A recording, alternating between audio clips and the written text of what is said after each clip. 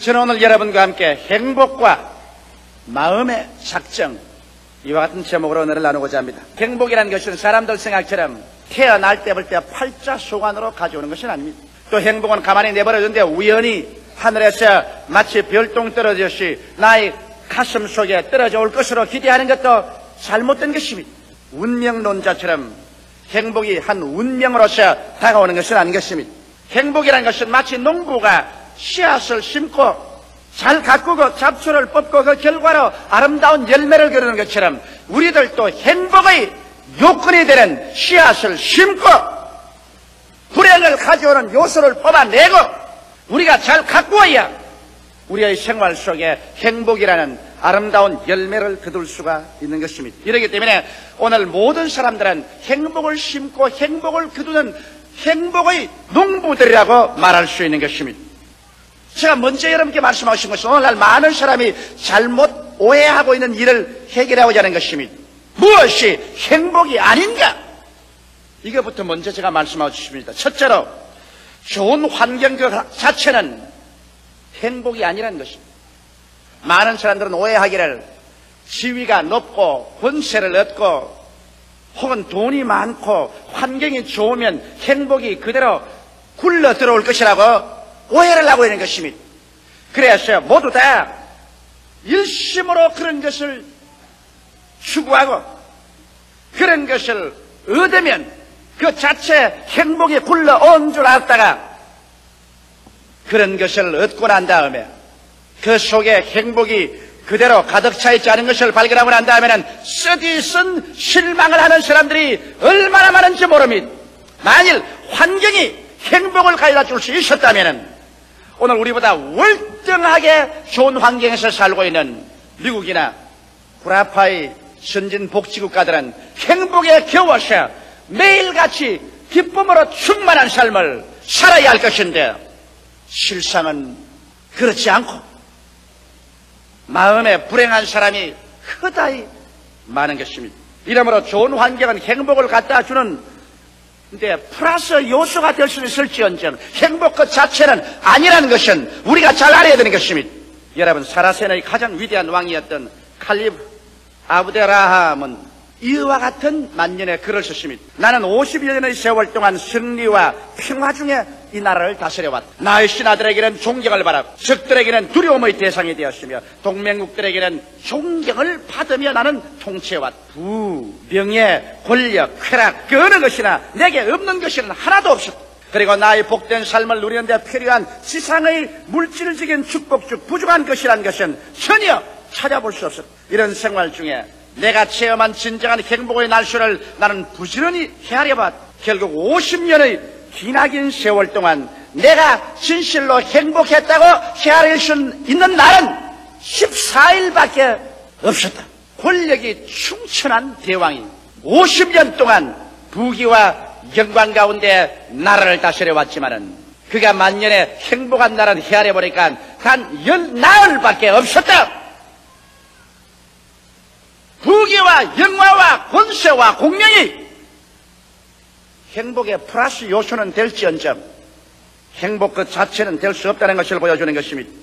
솔로몬 왕의 고백에서 전도서 2장 4절로 11절에 이렇게 그런 고백을 했습니다. 나의 사업을 크게 하였으며 내가 나를 위하여 집들을 지으며 포도원을 심으며 여러 동산과 과원을 만들고 그 가운데 각종 과목을 심었으며 수목을 기르는 살림의 물주기 위하여 못을 팠으며 노비는 사기도 하였고 집에서 나게도 하였으며 나보다 먼저 예루살렘에 있던 모든 자보다 소와 양떼의 소유를 많게 하였으며 은금과 왕들의 보배와 여러 도의 보배를 쌓고 또 노래하는 남녀와 인생들의 기뻐하는 처와 첩들을 많이 두었노라.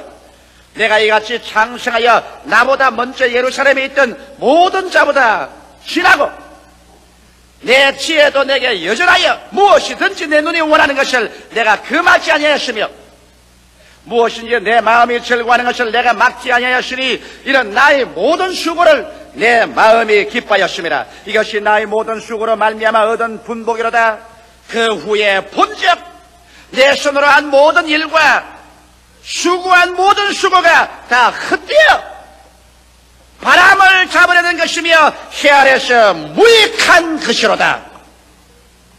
여기 솔로몬의 고백을 통해서 보게 될 때 그가 가질 수 있을 만한 것은 다 가졌는데 나중에 보니 무익하고 바람을 잡는 것 같고 헛되고 헛된 것에 불과하다고 말한 것입니다.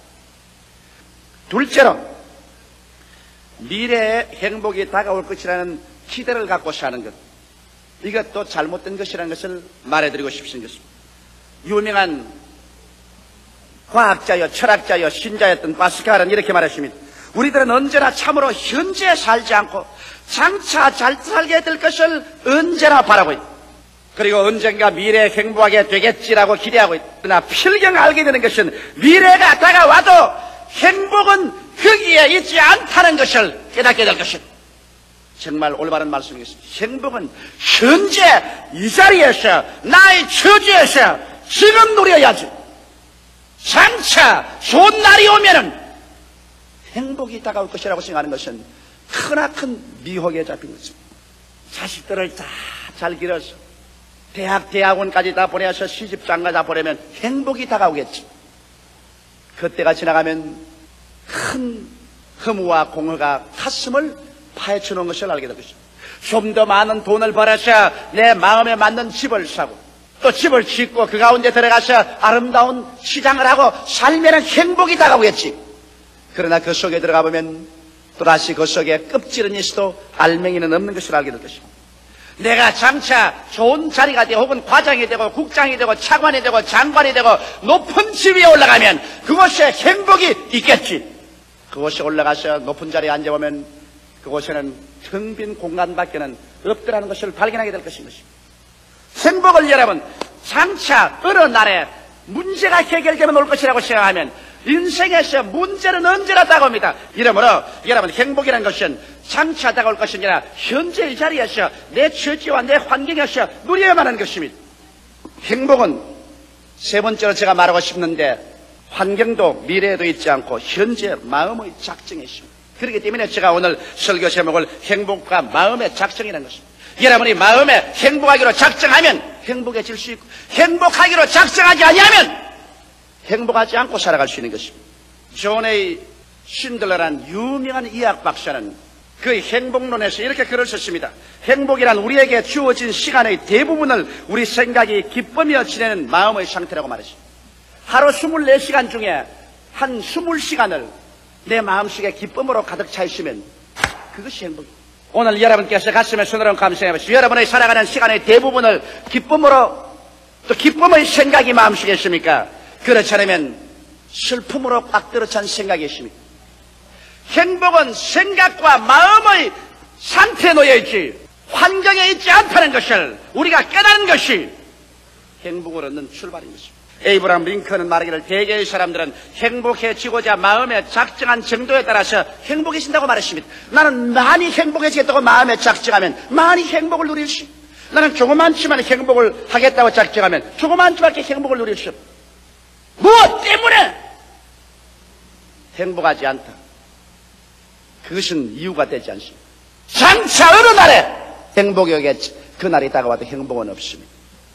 행복은 여러분과 내가 만드는 것입니다. 여러분과 나의 생각과 여러분과 나의 이념 속에서 행복은 창조되는 것입니다. 그러면 오늘 내가 여러분과 이제 말하고 싶은 것은 어떻게 하면 우리의 생활 가운데 행복을 그러면 만들 수가 있겠는가? 이 문제에 관해서 말씀해 드리겠습니다. 그러면 먼저 여러분 우리가 행복하기 위해서는 환경과 미래에 다 적혀놓고 현실적인 환경을 초월한 삶의 목표와 가치를 가져야 행복한 것입니다. 오늘날 여러분은 어떻게 부유한 물질의 환경을 가지고 있고 또 공부도 많이 하고 그랬다고 할지라도 현실적인 생활 가운데서 나의 생활에 목표와 가치가 없으면 절대로 행복해지지 않습니다. 현실을 초월한 거 말입니다. 물질 속에서 목표나 가치 말고 말입니다. 권력 속에서의 목표나 가치 말고 말입니다. 이런 것은 왔다가는 사라집니다. 왜? 성경은 말하기를 모든 인생은 풀과 같고 그 영화는 풀의 꽃과 같다. 풀은 시들고 꽃은 떨어진다고 말한 것입니다. 그러면 현실적인 환경과 운명에 관계없는 영원한 가치와 목적을 가지고 흔들리지 않은 토대 위에 살아야 그 사람 부귀와 영화가 왈 때는 그래도 좋고 부귀와 영화가 다 사라져도 그래도 흔들리지 않은 마음의 중심이 잡혀야 되는 것입니다. 심지가 잡혀야 되는 것입니다. 이것은 예수 그리스도 안에서 하나님을 믿는 길밖에는 별다른 도리가 없는 것입니다. 그렇기 때문에 오늘날 수없이 많은 사람이 방황하는 것은 삶의 영원한 목표와 가치를 갖지 못하고 있다는 것입니다. 오늘 이 시간에 하나님께서는 그렇기 때문에 남녀노소 빈부 귀천 발끝 없이 수고하고 무거운 짐진 자들은 다 내게로 오라. 내가 너를 편히 쉬게 하겠다 하신 이유는 하나님께서 이미 그리스도 안에서 여러분과 나를 위해서 일체의 모든 죄악과 절망을 다 청산해버리고 예수 안에서 여러분을 점령하려고 기다리고 있는데, 사람들이 이것을 믿지 아니함으로 말미암아 허무맹랑한 것을 목표로 삼고 그것을 가치로 삼다가 이 토대가 무너지면 자기의 모든 인생의 꿈이 무너지고 행복이 다 무너져버리고 마는 것입니다. 그 다음 우리는 행복해지기로 마음속에 결심을 해야 되는 것입니다. 행복이란 마음의 생각이 기쁨으로 차이는 그 시간을 말하는 것입니다. 이렇기 때문에 우리는 고의적으로 우리의 마음에 행복의 씨앗을 심을 줄 알아야 되는 것입니다. 불행의 잡초는 뽑아내야 돼. 과거에 불행했던 여러 가지 것은 하나님 앞에 나와서 회개와 기도와 용서로서 불행의 잡초는 뽑아버려야 돼. 부모에 대한 원망, 자식에 대한 원망, 이웃에 대한 원망, 이웃 형제에 대한 원망, 나라에 대한 원망, 이 모든 것, 미움, 이것을 다 잡초를 뽑아버려야 돼. 그리고 난 다음 여러분의 생각 가운데 즐거웠던 생각, 기뻤던 생각, 아름다웠던 것, 이러한 것들을 행복의 씨앗으로서 여러분의 생각 속에 매일같이 꾸준히 심어야 돼. 이래야 마음속에 기쁨이 다가오게 되는 것입니다. 그러고 난 다음에 감사를 하기 시작할 때 행복이 다가옵니다. 여러분, 이것은 진실하고 참된 경험입니다. 나는 오랫동안 행복이 환경에서 다가오는 줄 알고 살아온 사람 중에 한 사람입니다. 그래서 내가 좀 더 행복한 가정을 가졌더라면, 행복한 어린 시절을 가졌더라면, 내가 더 행복한 학부 시절을 가졌더라면, 내가 더 행복한 현재 환경을 가졌더라면 내가 참으로 행복했을 걸. 나는 그렇지 못하기 때문에 행복하지 않다. 마음에 벌써 결정을 내렸습니다. 나는 행복하지 않다고 결정을 내렸습니다. 오랜 세월을 통해서 나는 평신도 때도 행복하지 않았습니다. 신학교 시절에 행복하지 않았습니다. 장차 어떤 행복이 있을 것이 생각했습니다. 목회 출발에 들어가서 구원은 받았지만 행복은 하지 않았습니다. 늘 마음속에 불평이 많았습니다. 늘 환경에 불평을 내가 말했습니다. 모질라는 것을 늘 들어서 그것을 생각했습니다. 그래서 늘 마음속이 불평했습니다. 그러나 한 동기와 전기가 왔습니다. 내가 이렇게 오랫동안 살아왔어. 환경이 점점 변화되고 환경이 좋아졌지만은, 환경이 좋아졌다고 해서 내가 전에보다 더 행복해졌냐고 생각해 볼 때 행복하지 않은 것을 발견했습니다. 그래서 비로소 내가 아는 것은 조용기의 행복과 불행은 조용기가 마음속에서 만드는 것이지, 조용기가 환경 때문에 불행하고 행복해지지 않다는 것을 알았습니다. 왜냐? 제가 가끔 돌이켜 지금 생각하면 25년 전 불광동에서 천막을 치고 물이 줄줄 새고 가마니를 깔고 쭈그리고 앉아서 고통당하며 예배보는 그 추억이 마음속에 나면서 어떤 생각이냐면 그때는 참 행복했다, 그런 생각이 납니다. 그러면 내가 보십시오. 그때는 지극히 불행한 것으로 생각했는데 지금에 내가 돌이켜 생각하면 그때의 추억과 함께 그게 아름답고 그때가 참 행복했구나, 이런 생각이 나는 것입니다. 결국에 행복은 마음의 생각에 달렸지 환경에 달렸지 않다는 것을 저는 알게 되고 난 다음 그때부터 나는 마음에 결심을 했습니다. 내 마음속에 매일매일 같이 행복의 씨앗을 심어서 행복을 거두기로 작정하자 말자. 요새는 꿈같이 행복합니다. 왜? 불행한 것은 나는 안 생각해요. 그 다음 여러분께서 부정적인 환경에 노예가 되지 말아야 되는 것입니다. 여러분께서 아마 텔레비전 촬영소에 구경 간 청중들이 있는지 모르겠지만은 텔레비전 촬영소에 가면 참 재미있는 일들이 많습니다. 저는 외국에 가면 텔레비전 이 쇼에 많이 나가는데 거기 가면 이제 저기 구경꾼들이 많이 앉아있어요. 앉아있고 여기 카메라들이 우리 순복음 중앙교회처럼 휙휙 돌아가고 있는데 여기에 이제 저는 텔레비전 쇼 하러 이제 이 메인 게스트로서 앉아있습니다. 그렇지만 여기에 이제 전체 프로그램 많은 사람이 나와가지고서 내가 더 앉아서 이렇게 측정하면 전부 사람들 보고 이러면 또 탁탁탁 좀 박수를 칩니다. 그 다음에 제가 무슨 말을 하다가 하나 히트를 하면 또 이 텔레비전 안내한 사람 지금 사람 보고 지금 웃으라 합니다. 그럼 웃겨시다. 하하하하! 그 좀 웃습니다. 그럼 내가 가만히 앉아서 보면 저 흑개미들 봐라. 여기서 박수치라고 일하면 박수를 치고, 그 다음에 웃으라고 일하면 또 전부 다 웃고, 이 텔레비전 쇼에 나온 청중들은 거기 지도하는 사람 옆에서 시키는 대로 다 해요. 내가 그걸 보고 하하, 오늘날 너무나 많은 사람이 환경의 불행의 사인을 받는다. 환경이 다가와서 울어라 울어라 울어라 그러면 또 환경이 나와서 성내라 성내. 그럼 또 따라서 성내고, 또 환경이 와서 답답해라 가슴 쳐라 하면 또 와서 가슴 치고. 이건 꼭 요사이 수없이 많은 사람들이 텔레비전 쇼에 나온 구경꾼들이 그 마스터가 시키는 대로 따라하는 것처럼 환경을 따라하면 주체성을 잃어버리고 인생을 산다는 것입니다. 그래서 자기의 가정적 환경, 사회적인 환경, 또 자기 일터의 환경이 다가와서 이렇게 하라는 대로 그대로 따라해서 대다수의 환경은 여러분이 불행하기를 원하고 있는 것입니다. 울어라, 성을 내어라, 그리고 가슴을 쳐라, 그리고 불행해라. 그러면 꼭 그대로 따라서 그대로 해요. 그래서 울고 불행하고 부정적이고 답답하고 안타까운 사람들로 변화되고 말하고 주체성을 잃어버린 인생으로 사는데, 이제 여러분 정말 행복해지기를 원하는 사람은 이 주체성을 가지고서 울으라 그럴 때는 웃고, 성내에서 뛰라 그거는 앉아서 박수치고, 환경에 따라서 움직이지 말고 마음에 행복해지기로 작정한 이상 행복을 따른 주체성을 가지라는 것입니다. 그러지 아니하고는 행복해질 수 없어요. 남편이 들어와서 회사에서 기분 나쁜 일이 생겨서 부인 보고 화를 화가닥 내고 하면 따라서 화내면은 텔레비전 쇼에서 화내라 큰 데서 따라하는 거 한 가지입니다.